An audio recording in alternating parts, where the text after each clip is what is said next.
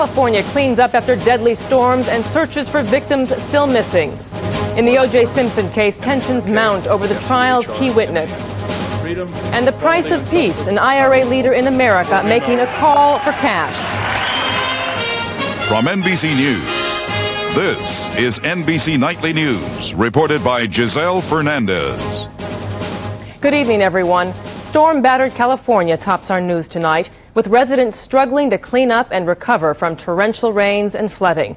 The federal government has been asked to declare 39 of the state's counties disaster areas.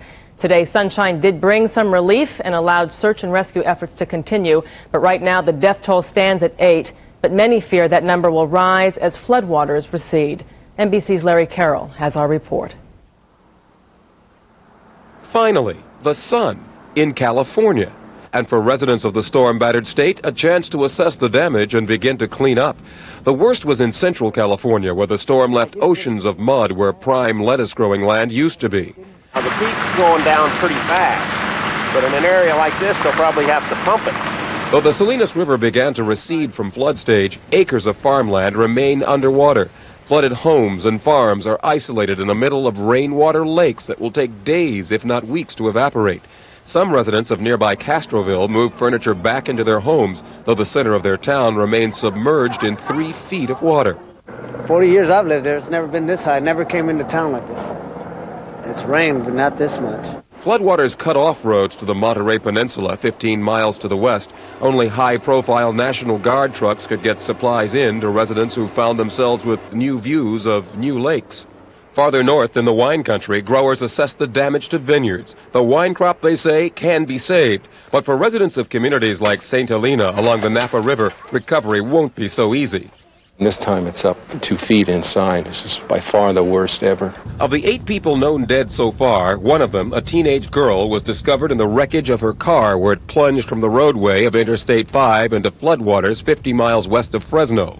The search continues for 5 others missing since the bridge was washed out on Friday night. Damage in Southern California has been far less widespread, but there was still plenty to clean up in Malibu. Storm runoff from coastal hillsides sent mud into beachfront homes along a 3.5-mile stretch of Pacific Coast Highway. 20 homes were damaged. None was destroyed. People here may also have more time to recover than their neighbors to the north. Forecasters expect the next storm system will hit the west coast as early as Tuesday, but it may miss Southern California altogether. Larry Carroll, NBC News, Malibu. Volatile testimony expected this week in the O.J. Simpson case as the issue of race and racism takes center stage. NBC's Phil Schuman reports. Detective Mark Furman. The race card has now been played. It happened the moment Detective Mark Furman took the stand. M-A-R-K-F-U-H-R-M-A-N. The defense wants to portray him as a racist with a motive to frame Simpson. So the prosecution tried to defuse the issue with the first question. Tell us how you feel about testifying today. Nervous? Reluctant? That's because this case has become a personal ordeal for Furman. Complaints about his past police work have been disclosed. And there's the letter Kathleen Bell sent to the defense accusing Furman of using a racial slur. So some city leaders are concerned about the impact. I think it's opened up some racial wounds, and I think that the tragedy is that this needn't be. I don't think that this is about race. The fear is that in a community still healing from the racially charged riots of 3 years ago, the Simpson case could reignite simmering anger, but not everyone is buying that. I don't view the, quote, racial factor as any more important than the domestic relations aspect of this case, both of which I think have been blown completely out of proportion. Blown out of proportion or not, the case is viewed differently by blacks and whites. A recent NBC News Harris poll found that half of the white respondents think Simpson is guilty, compared to only 7% of blacks polled. We're both racially fatigued and we're racially obsessed. We both deny that we're concerned about race, and yet it informs every gesture made in American culture. So as Mark Furman continues on the stand here tomorrow, he faces a tough job. He must explain his actions as a police officer to prosecutors, then later be prepared to defend his feelings when cross-examined by F. Lee Bailey. Phil Schuman, NBC News, Los Angeles. A Mexico City newspaper reports today that former Mexican President Carlos Salinas and his family have permanently moved to the United States. Salinas is being blamed for Mexico's current economic crisis. Last month, his older brother was arrested for the murder of another political leader. When NBC Nightly News continues in a moment, progress towards peace in Northern Ireland opens doors and wallets in the United States. And later, in our Focus segment, the new phase of homelessness in America. Here you go, CJ.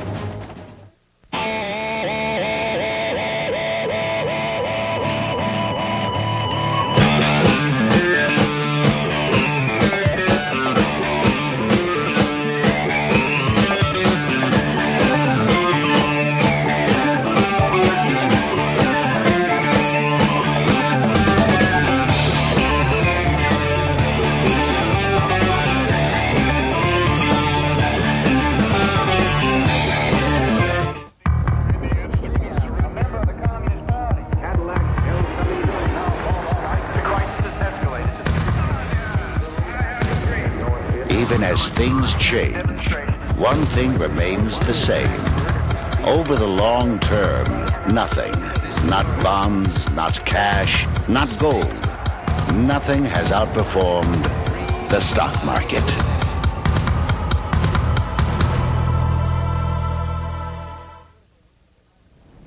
The leader of the political wing of the Irish Republican Army kicked off a fundraising tour of the United States today.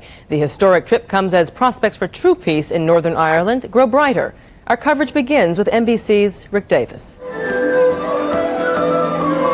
The music was Irish, pumping up the nationalist fervor of a mostly American crowd, generations removed from Ireland, but emotionally attached to it. The sign above the band read Sinn Féin, Gaelic for We Alone, the motto of the political wing of the Irish Republican Army. But Sinn Féin is not feeling so alone these days in its struggle against the British. Gerry Adams, its president, is here and on President Clinton's guest list for a St. Patrick's Day party. He will also meet House Speaker Newt Gingrich. Rewards granted after the IRA ceasefire in Northern Ireland has held for 6 months. And we're not asking the US government to come in and to interfere in our affairs, nor are we asking them to interfere in their relationship with Britain. We're simply asking for a level playing pitch. But what disturbs Protestants of Northern Ireland and the ruling British government is Adams will be allowed to raise funds while here. Intelligence agencies in Great Britain, the Republic of Ireland, and the United States have said in the past the majority of money collected in this country has gone to buy weapons for the IRA. But Sinn Féin promises any funds raised in the United States will be audited by a U.S. accounting firm as soon as they find one to take the job. And we have no objection, and we won't resist that at all. We encourage it. An Irish anthem was sung. Not too many people in the crowd knew the lyrics, but they got the message. It's time for the British to get out of Northern Ireland. Rick Davis, NBC News, New York. This is Keith Miller. It has been 6 months since the ceasefire went into effect in Northern Ireland, and already daily life has been transformed. Community clubs are now hosting dances to bring Catholics and Protestants together. Fortresses still house the British military, but daytime patrols have been suspended. This was Northern Ireland in the year before the ceasefire. There were 476 shootings, 289 explosions, and 61 firebombings. Since the ceasefire, there has been only one case of murder. The streets, for the first time in decades, are safe to walk, regardless of people's beliefs. But the progress stops here. Political talks have stalled over the issue of weapons. We are not going to sit down at the table at ministerial level with Sinn Féin until they indicate clearly how they're going to decommission some, if not all, of their arms. Sinn Féin has indicated that dismantling the IRA arsenal could be discussed as part of an overall solution. This new proposal gained Sinn Féin an audience in Washington and the chance to raise funds. The statement is being described as encouraging here in London, but officials warn that the United States is rewarding Sinn Féin for a deal that has not yet been done. Overcoming centuries of distrust and decades of violence will require a great deal of compromise on all sides. There was a show of faith last week as Queen Elizabeth toured the area. Security was kept at a distance. And for the first time in almost 30 years, the British monarch walked relatively freely through the streets of Northern Ireland. Keith Miller, NBC News, London. The truce in Bosnia is facing its most serious threat tonight since taking effect January 1st. A plane carrying top UN officials was sprayed with machine gun fire as it was landing at the Sarajevo airport. No one was hurt. Meanwhile, sniper fire and shelling in the city killed at least 3 people and wounded 7 others. The bodies of the 2 U.S. State Department officials murdered last week in Pakistan arrived in this country today. Their killers remain at large. Street fighting in Pakistan continues. When NBC Nightly News continues, mothers with children and nowhere to go. America's handling of the homeless. Fruit and fiber can't hang out with ordinary cereals. So many flavors, it's one mixed up taste. There it is! All those juicy raisins and dates, it could go with the fruit. Nuts! Then again, so many chunky walnuts, it could fit in here. But with toasty oat clusters and crispy flakes, it's so good, there's only one place for it. Post Fruit and Fiber cereal. One deliciously mixed up taste. 30 years ago, we promised to take care of each other. We sure did. And today, we're taking better care of our health with Ensure. More than a vitamin supplement, Ensure is a delicious drink with all the nutrients adults need to help stay healthy, active, be energetic. Drink Ensure as a meal. Or in between meals. Ensure is recommended #1 by doctors as a source of complete balanced nutrition. Ensure to your health. To our health. And now there's new Ensure High Protein, low in saturated fat. To her, it could only be a fantasy. The stuff dreams are made of. So easy, so effortless. So tasty. I can't believe. I can't believe it's not butter. It's great. Introducing an easy new way to enjoy fresh butter taste without any fat or calories. New I Can't Believe It's Not Butter Spray. It's not just a dream any longer. It says fantasies don't come true. Doctors say there's no hope for her baby girl, but she refuses to believe them. As a mother prays for a miracle, a fortune is being spent on heroic measures. Who should pay? Dateline Tuesday. A homeless shelter in Philadelphia is shut down tonight after fire killed 4 children living there. The blaze started in a second-floor bedroom, trapping the children all under the age of 4. Their mother was out of the room when it started. There is no word on the cause. The tragedy of that blaze sheds light on the fastest-growing homeless population in the country. In our focus tonight, women and children without a home and with nowhere to go. As Republicans and Democrats fight over a solution, we take a look at the feminization of homelessness. They're crowding shelters in cities across the nation in alarming numbers. Single mothers with children, like Gwen Jonas outside Chicago. She says she just couldn't make ends meet anymore. Well, we were evicted, and I had no other choice. I stayed a night at a PADS, and it wasn't a very nice place for children, so I decided to come here. Diane Reston in an Indiana shelter says she and her daughters didn't have a choice either. I was living with a friend, and she had to move out of town, and I couldn't pay the bills on my own. They were just too much for me by myself. It's just simply the most visible sign of very deep-rooted poverty in this country. If you're just looking at the family population, it's skyrocketed, and those families are typically headed by young women without a husband who are flooding the shelter system. Most blame a lack of jobs and affordable housing and childcare for their plight. But there are no stereotypes. Becky McDaniel lives with her son in this California home for families. Like 40% of homeless women, she fled to a shelter to escape domestic violence. It's not my fault that I'm homeless. I was working. I had a home. I took care of my responsibilities. I am an intelligent woman. I was a victim of circumstance. Across the nation, there are an estimated 20,000 homeless families. And social workers worry the crisis will only worsen. if the new Congress keeps its promise and makes deep cuts in bedrock social programs, and especially in public housing. Sister Kristen runs the St. Joseph's Family Shelter in New Jersey and works firsthand with homeless mothers and their children. If the cuts go through, she says, more families will be on the streets than ever before. The Republicans and the Democrats, those who are legislating, they are so far removed from those they are legislating for that they do not understand. But Speaker of the House Newt Gingrich, lobbying for the cuts this week as part of his contract with America, says welfare reform is imperative, not to hurt the children, but to save them. They talk about saving the children. We're trying to save the children.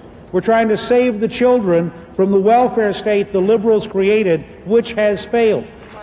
But Democrats say cuts will only further harm this most vulnerable population. Housing Secretary Henry Cisneros says, in fact, they'll force 32,000 more families into shelters. We need more affordable housing in the country, but the way not to get there is these cuts. I mean, these cuts are an absolute guarantee that we never get to sufficient affordable housing. And that frightens homeless mothers like Angela Drawn at the St. Joseph's Shelter in New Jersey. Every morning as she gets her kids ready for school, she worries that once she gets back on her feet, there won't be enough low-income housing to move into. There is a lot of fraud going on. A lot of people get a lot of assistance that is not entitled to them. But what about the people that really, really need it? And Angela is trying very hard to become independent. The shelter, threatened by cuts, provides child care, enabling her to go to school. I want to be able to provide an education for my children. I just want to learn how to be self-dependent, not depend on anybody else. You know, that's the only thing that I want for me. Not so easy, is it? Oh, no. And might not get any easier. As Washington debates heat up over deep cuts in social programs, mothers like Angela just keep trying to survive. The shelter's staff, she says, gives her hope. They help me to believe in myself. You know, now I know that anything that I set my mind to is possible. Congress is scheduled to vote Thursday on $17 billion in budget cuts. Of that total, $7 billion would come from the Federal Department of Housing. When NBC Nightly News continues, a look at how well lawmakers are keeping their word. January 29th, in a live TV broadcast, Publishers Clearinghouse made another dream come true. Marianne, you've just won $10 million from Publishers Clearinghouse. You better be kidding. April 15th, the Prize Patrol will make another visit on live TV. Grandma won $10 million. I must be doing something right or this wouldn't be happening to me. Enter the Publishers Clearinghouse sweepstakes now, and the next winner could be you. Wonderful! It's the first women's team ever to compete in America's Cup. And they eat Yoplait. A lot of Yoplait. Whatever your dream, do it for you. Mortgage payments, college tuition, career choices. People can get so lost in their day-to-day concerns they avoid planning for their retirement. Unfortunately, that's life. New York Life has all kinds of life insurance policies to help make sure you enjoy your retirement. We can even help you catch up if you started planning late. That's New York Life, the company you keep. Hey, if you both want 100% of 11 vitamins and minerals from your cereal, try Total. Because to try to get that from grape nuts, you're going to have to add more than just milk. Like what? Maybe you could start with these. Whole grain Total. One bowl, 100%. We'll try the Total. Take a good look through new Transitions Comfort lenses. The new lightweight plastic prescription lenses with a special tint that lightens and darkens as the light changes. The only lightweight plastic lenses that darken and lighten just like that. It's comfort you can see day or night, inside or outside. Ask for new Transitions Comfort lenses and see for yourself. They're right in any light. A child is kidnapped. My son is at the mercy of a madman. You will see Kenny again. One cop's investigation. Believe me, you have never dealt with anybody like me. Could turn his own son into the next victim. He's not coming after Sam. How do you know what he's gonna do? Based on an actual event. You're gonna take the fall. Dabney Coleman, Timothy Busfield in The Line of Duty, kidnapped. NBC tonight. Republicans in Congress have just 32 days left to fulfill the promises made in the contract with America. NBC's Joe Johns has a progress report. As outsiders, Republicans George Nethercutt of Washington State and Steve Stockman of Texas embodied the change voters demanded when they helped Republicans take control of the House last year. Now, two-thirds of the way through their first 100 days, the freshman Republicans are still enthusiastic but struggling with the pace of doing business on Capitol Hill. Just trying to keep up with it all is probably the biggest thing. It's killer. Time-wise, I mean, and energy-wise, it's, it is just a killer. It's a 7-day-a-week job for me and for staff.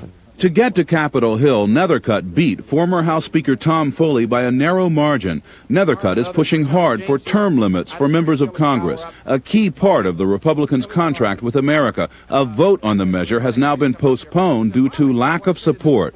Back in Washington State, at a basketball game between Spokane high school teams, some of Nethercutt's constituents are questioning whether term limits and the contract are just an illusion. The only thing that I'm concerned about is whether it's really reality. I'm not sure whether it's actually something that can be done. One of Stockman's constituents in his Texas district suggested Republican progress is being hampered by the opposition. I think they're doing all that the Democrats will let them do. Many GOP freshmen in Congress want their party to keep its promises. We're going to make the tough decisions, and if those decisions are not palatable to my district, then they'll vote me out. The House has passed almost all of the contract that has come up for a vote, and many have called passing term limits the most vital congressional reform. Many fear it will not be enough to tell the American people they merely held a vote on it. Joe Johns, NBC News, the Capitol. Don't ask, don't tell. That's the U.S. policy for homosexuals in the military. That policy is about to face a court test. NBC's Tom Pettit has the story. The president's first and perhaps most controversial policy faces a strong legal challenge tomorrow. At the U.S. District Court in Brooklyn, a federal judge will be asked to decide if the policy don't ask, don't tell is unconstitutional. Don't ask, don't tell, says the lawsuit, violates the equal protection and free speech rights of the plaintiffs and all lesbian and gay men in the service. The service members who are suing, 1 woman and 5 men, were conspicuously absent from their lawyers' news conference. They're not here because the law that we're challenging says that if they say or do anything that lets anyone know that they're lesbian or gay, they could be discharged. The policy on homosexuals was thrashed out over many months, with the president finally backing down from his campaign pledge to completely eliminate the military ban on homosexuals. The military brass and Congress finally accepted don't ask, don't tell as a compromise. Congress made it the law. On the eve of the court case, the White House is standing by its policy. I think from all of the evidence we have, it is something that is working. In the meantime, the military is stuck with an ambiguous policy on homosexuals. In a sense, the don't ask, don't tell policy will be in legal limbo until this case runs its course to the United States Supreme Court. The government will argue that the openly gay plaintiffs should be kicked out of court and out of the service, despite the First Amendment. Tom Pettit, NBC News, at the White House. When NBC Nightly News continues in a moment, America's religious reality. Immigrants are changing it. Please press 3 for California romantic getaways.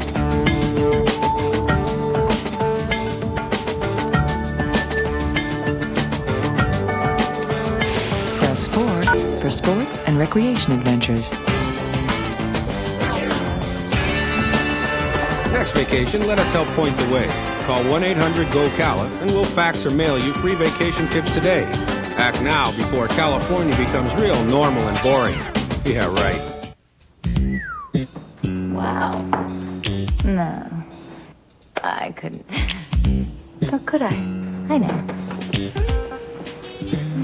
Or how about just the belt? Whatever the look you're after, I couldn't.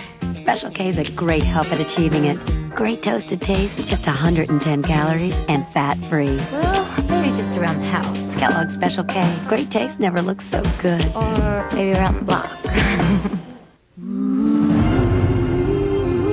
YoPlay is proud to fuel the dreams of the first women's team ever to compete in America's Cup. Whatever your dream, do it for you. Does your scalp itch so bad you wish you could shampoo anytime? Here's a better way. It's Scalpicin, a clear liquid you can use anytime and don't wash away like shampoo. Scalpicin stays on, keeps working with the medicine chosen by doctors as most effective for deep scalp itch. Scalpicin stops itching, helps prevent flaking with itch medicine dandruff shampoos don't have. Scalpicin, stop that itch fast. Scalpicin, specific medication for deep scalp itch. Pop diva Des Reed. Hear her everywhere, but see her on the Today Show. You roll the camera and let me do my thing. See what a difference today makes. Monday. Finally tonight, the wonder of worship. America may pledge itself one nation under God, but here, God doesn't have just one name. NBC's Bob Abernathy reports on religious diversity in a land where all faiths have the freedom to pray. In Houston, 10,000 Texas Muslims gathered in a convention center to celebrate the end of Ramadan, the Islamic month of daylight fasting. In New York, American Hindus celebrated Shivaratri, bringing nourishment for their deity, Lord Shiva. Priests bathed him with milk, fruit juice, yogurt, honey, sugarcane juice, and melted butter. And all who watched say Hindus were blessed. At Harvard University, Diana Eck monitors America's fast-growing religious diversity. There is a brand new religious reality in America, a new religious landscape. The new religious diversity began with the Immigration Act of 1965, which opened the door to many more people from Asia and the Middle East. Now, nearly every major city has mosques and temples. Professor Eck and her students have counted in Los Angeles 300 Buddhist centers. In Chicago, 70 mosques. In Seattle-Tacoma, 62 Islamic, Buddhist, or Hindu centers. In Houston, 50. In Boston, 38 more. We're truly a multi-religious nation. The new diversity raises many questions, such as what holidays should we all observe, whose creation stories should be taught in schools, and if prayers are said in schools, whose should they be? But the most immediate issue is tolerance. The Islamic Center of New England is in new buildings partly because its old mosque was set on fire. Muslims here aren't bitter, but they plead for better understanding. They say Islam teaches peace, not terrorism. Do not judge me by the action of another Muslim. If another Muslim did something bad, it does not mean that I'm bad. As the faces of American religion become more and more varied, Islam is the best symbol of the new diversity. At an estimated 5 million, there are now more Muslims in the U.S. than Presbyterians or Episcopalians. And within a few years, there probably will be more Muslims here than Jews. Bob Abernathy, NBC News, Washington. And that's Nightly News for this Sunday. I'm Giselle Fernandez in New York. Tom Brokaw will be here tomorrow. Have a good week, everyone, and a good night.